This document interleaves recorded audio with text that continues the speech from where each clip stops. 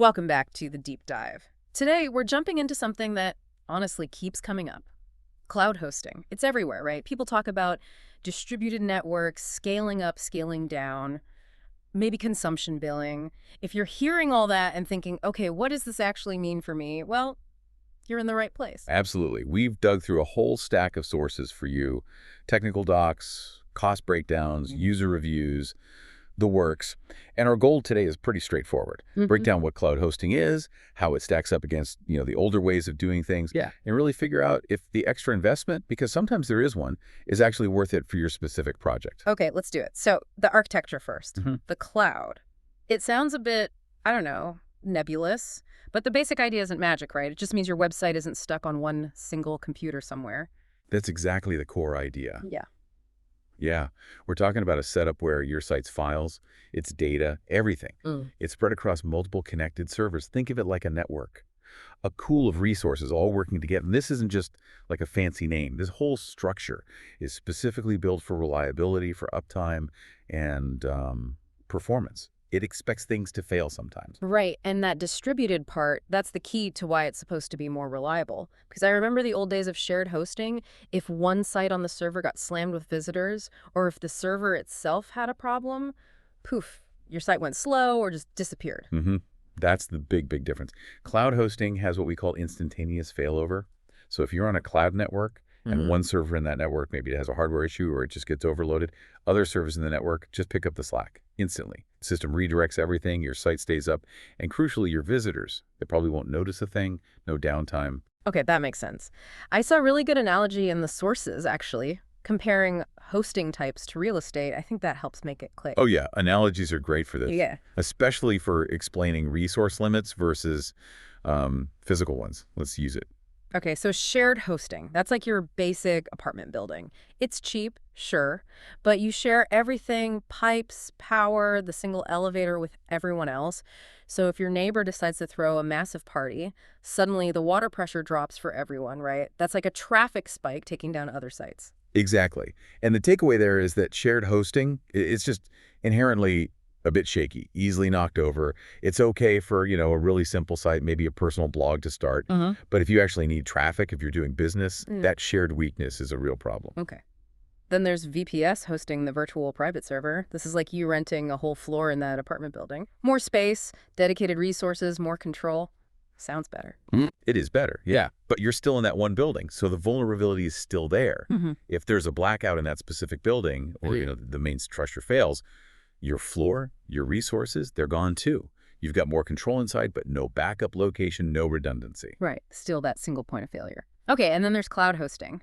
This analogy says it's like owning several fancy homes in different cities, and they're all connected, managed by like a central system. If one house has a blackout or a burst pipe, the system just automatically redirects visitors or tasks to your other houses that are working fine. Everything keeps running. And that really captures the essence.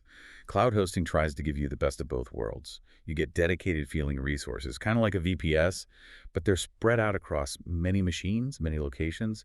That makes it naturally tough, resilient, and really built for growth without that fear of one single thing breaking and taking you offline. Okay, so that resilience, that uptime is huge.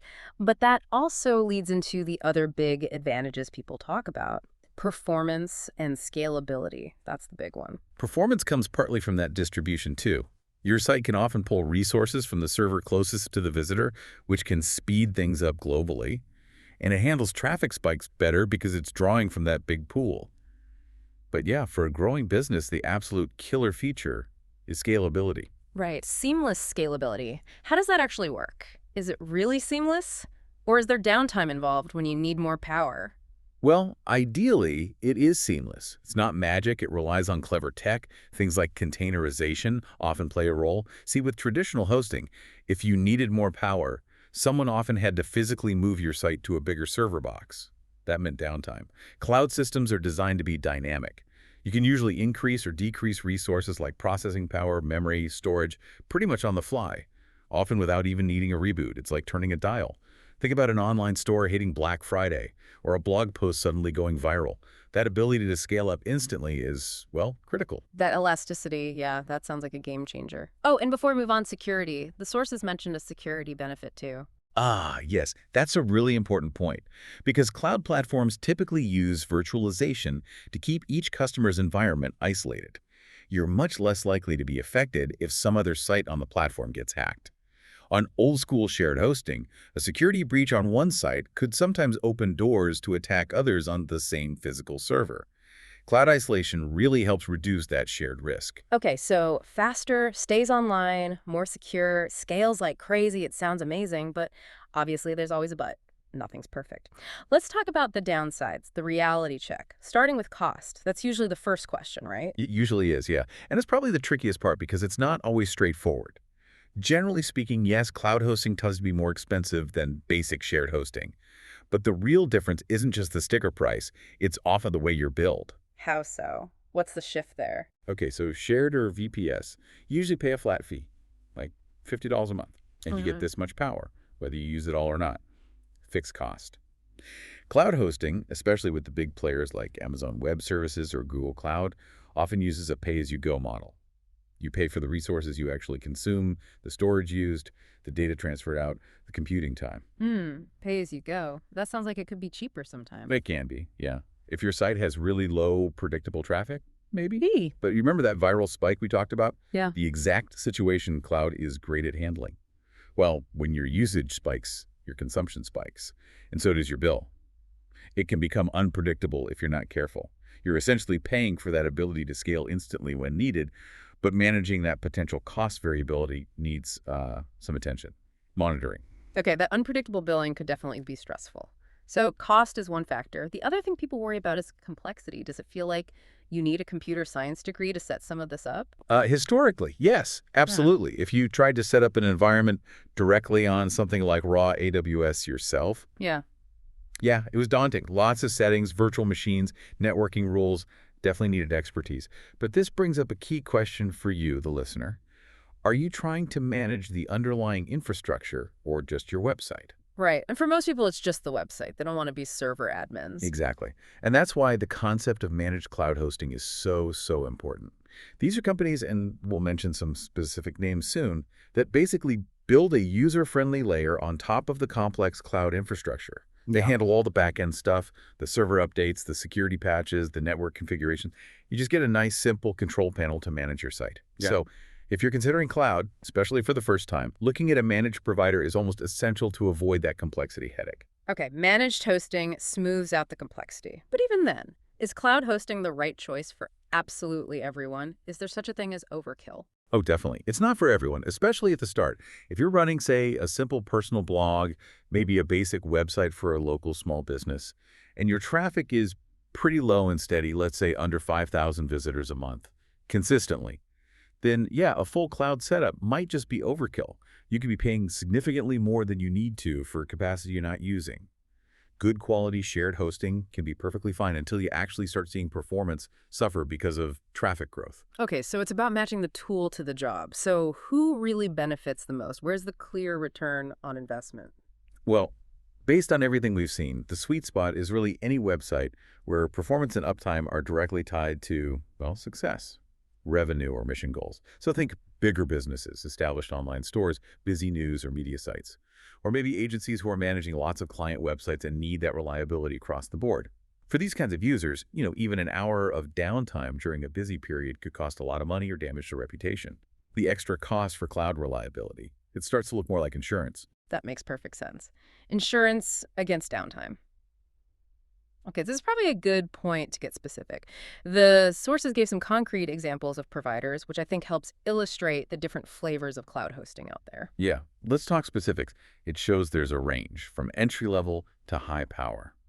Where should we start? Maybe with the ones focused on control for developers or agencies. Sounds good. Cloudways came up a lot in that context. What's interesting is they don't actually run their own servers. They provide that managed layer, that easy-to-use interface, but on top of infrastructure from the big guys, DigitalOcean, AWS, Google Cloud. So you get to choose the underlying power source, which is pretty cool for power users, but without the raw complexity. Right. Then you have options that are maybe more specialized, often focused on a specific platform like WordPress, and aiming for absolute peak performance, even if it costs a bit more. Kinsta is a prime example here. They run exclusively on Google Cloud's top-tier network, and everything they do is fine-tuned for maximum WordPress speed. Great support too, apparently, but yeah, it comes at a premium price point. Okay, so Cloudways for flexibility, Kinsta for premium WordPress speed. What about options focused more on just being easy, less fiddling, good performance, great support? Yeah, there are definitely hosts focusing on that easy experience while still using cloud tech. WPX Hosting was mentioned. They use their own cloud setup, also heavily optimized for WordPress.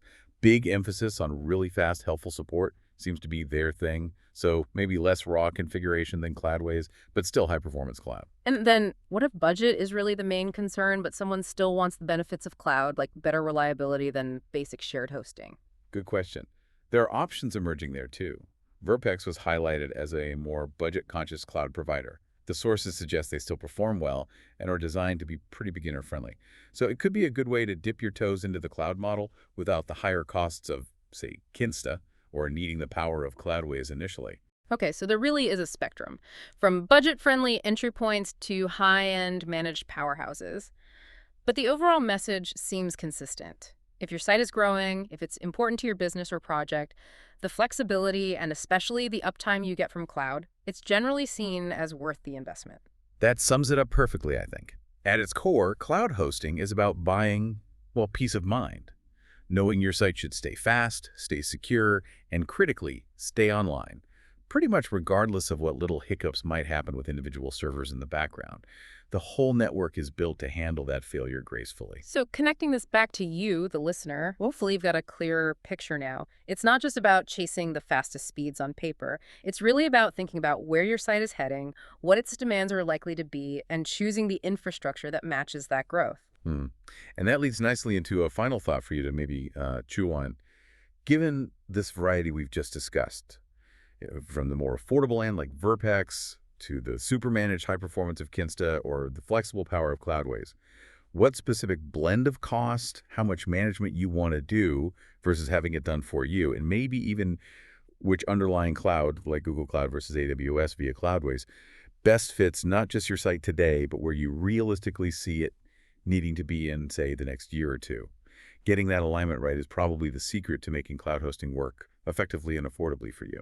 That's a great point to ponder. What does that future roadmap look like? Excellent. Well, thank you for joining us for this deep dive into cloud hosting. We really hope this clears things up and helps you figure out where it fits or doesn't fit in your plans.